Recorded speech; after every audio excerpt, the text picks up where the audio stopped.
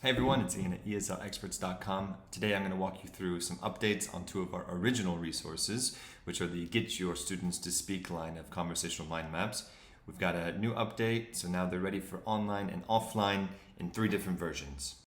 When you download the resource, you download a zip file. When you decompress that zip file, you get 3 different sections. You have your interactive PDFs for online learning, you have your printable for your offline, and you have an online version also for online learning.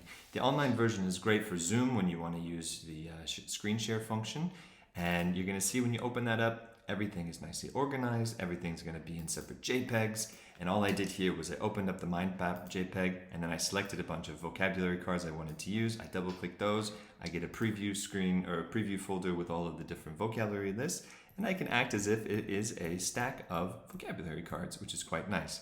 Students will then use these vocabulary words and put them and organize them into the different bubbles by writing sentences into the chat or just by saying sentences out loud. Pro tip with Zoom, when you go to that screen share and you have these 2 windows you want to show at the same time, just hold Shift, click both windows, it'll share both of them at the same time. Next. Still teaching in a real classroom? We got you covered. The printable PDF has all of the teacher instructions for both the online and offline versions and all of the material as well. The mind maps are all going to be in landscape format and the vocab lists are all going to be in these little tables.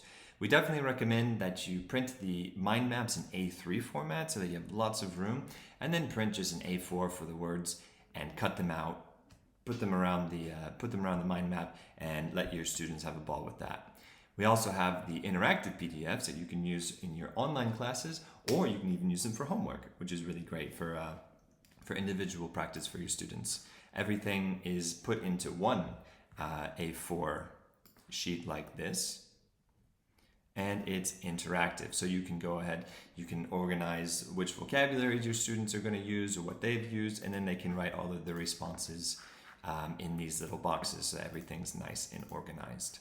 So there you have it.